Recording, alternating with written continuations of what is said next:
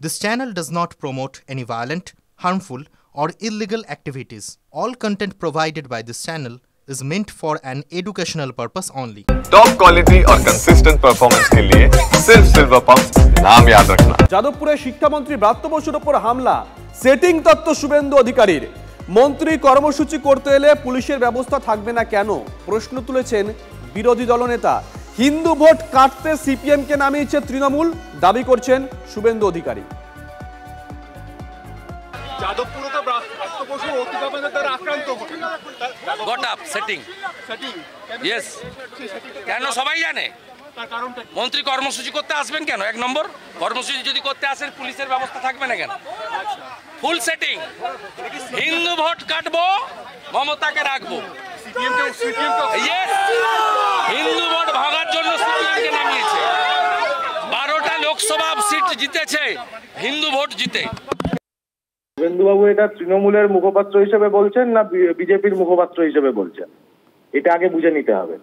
তার কারণ যখন তৃণমূল দেখছে যে আর তারা পেরে উঠছে না ব্রাত্য বসুর মতন একজন ক্রিমিনালকে, একজন ক্রিমিনাল মাইন্ডেড মানুষকে রক্ষা করতে, তখন এখন বিজেপিকে আসরে নামানো হয়েছে। শুভেন্দু অধিকারী হঠাৎ করে রোববার দিন দুপুরবেলা কি করতে গেলেন? ওখানে মিছিল করতে, পাকানো এবং সেই অশান্তির ঘোলা জলে মাছ ধরবার চেষ্টা করছে এখন শুভেন্দুবাবুরা।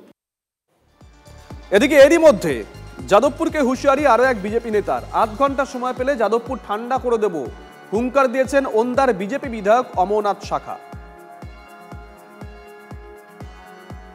এই বামপন্থীরা তো জোরে জোরে মাছ তো ভাই, আমরাও কেন্দ্রীয় নেতৃত্ব এবং রাজ্য নেতৃত্বকে বলবো যে সমস্ত কিছু বিবেচনা করে আমাদের বিজেপির কার্যকর্তাদিকে, এবিপির কার্যকর্তাদিকে ছেড়ে দেন।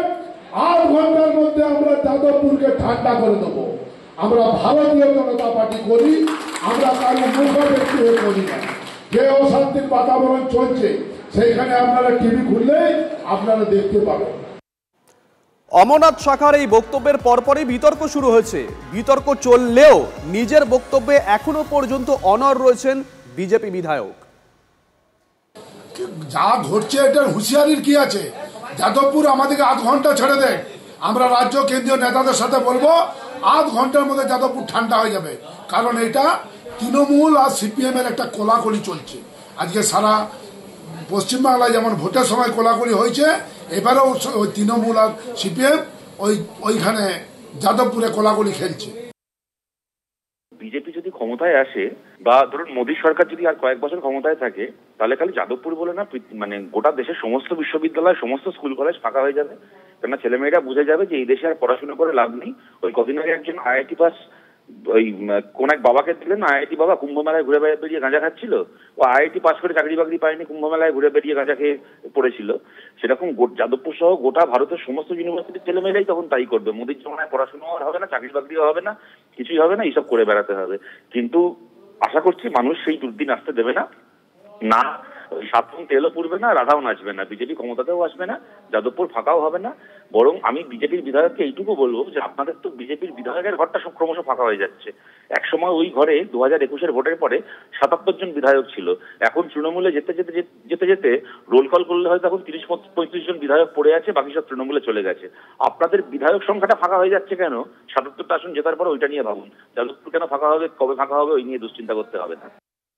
কেউ বলছে 1 ঘন্টা, কেউ বলছে 8 ঘন্টা, কেউ বলছে 2 মিনিট, কেউ বলছে কয়েক সেকেন্ড। বিরাট বিরাট ব্যাপার, তাণ্ডব করা সব দিনক্ষণ তৈরি হয়ে যাচ্ছে। আজকে তো খেলা হবে, এদিকে চ্যাম্পিয়ন ট্রফিতে পাঠিয়ে দেওয়া হয়েছে। এই মস্তানি যে চ্যাম্পিয়ন ট্রফি করে দাও একটা দিদি, কে কত বড় মস্তান তার চ্যাম্পিয়ন ট্রফি করে দাও। কেউ বলছে 1 ঘন্টা ধ্বংস করে দেবো, কেউ বলছে 8 ঘন্টা ধ্বংস করে দেবো, কেউ 10 মিনিটে করে দেবো, কেউ 10 সেকেন্ডে করে দেবো। তা এই একটা চ্যাম্পিয়ন ট্রফি বাংলায় চালু করা যেতে পারে। মস্তানি যে যত বড় করবে তার তত বড় চ্যাম্পিয়ন ট্রফি সে পাবে। যাদবপুরে তৃণমূল কংগ্রেস একাই 100, ওখানে কোনো বিজেপি কোনো ফ্যাক্টর নয়। আর সিপিএমকে গোটা পশ্চিমবাংলায় আজকে শূন্য দিয়ে দাঁড় করিয়েছে তাদের কার্যকলাপ। অতএব সিপিএম নিয়ে আমাদের কোনো চিন্তা ভাবনা কিছু নেই, সিপিএম কোনো ফ্যাক্টর নেই পশ্চিমবাংলায়। আর এরই মধ্যে একটা বড় খবরের দিকে নজর রাখতে হচ্ছে।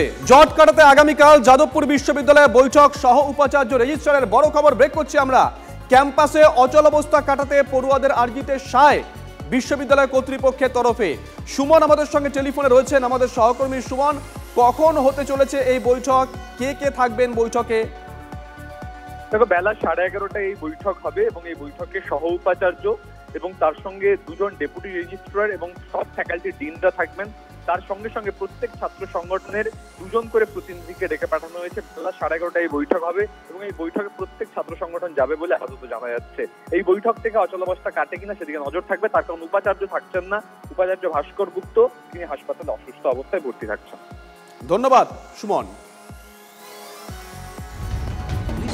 কাজ করছে, তাদের রুটিন কাজ করছে, সেটা করুন, তারা তার কাজ করবেন, এটাই তো স্বাভাবিক, সেটা করুন না। অভিযোগ হয়ে যাওয়ার এতদিন পরেও এখনো পর্যন্ত জিজ্ঞাসাবাদ করা হলো না বা এই সমস্ত কিছু, এই নিয়ে আমার কোনো বক্তব্য নেই। আমি তো একটাই বক্তব্য বলেছি, আমরা যারা বড়, যারা সিনিয়র, তারা বিভিন্ন পদে যারা আছে, তারা পদমর্যাদার সঙ্গে মানানসই কাজকর্ম করুন। তারা তাদের দায়িত্ব নিশ্চয়ই জানেন, সেই দায়িত্বগুলো বুঝেই তারা কাজকর্মগুলো করুন, তাহলে আমাদের এই সমাজে কিছু হবে না, সমাজটা ভালো থাকবে। আর তারা যদি না করে উল্টোটা করতে থাকেন, তাহলে পরে আরও ক্যাওস সেগুলো আসবে। আমরা চাই না যে কোনো রকম একটা শিক্ষা প্রতিষ্ঠান সহ কোনো সমাজে কোথাও অস্থিতিশীল অবস্থা তৈরি হোক, এটা কখনো কেউ চায় না। সবাই চায় শান্তি, ঠিক শান্তি ফিরে আসুক, সুস্থ স্বাভাবিক অবস্থা ফিরে আসুক, এটা। এবং সেটার জন্য যার যা দায়িত্ব আছে, সেই দায়িত্বগুলোকে পালন করতে হবে।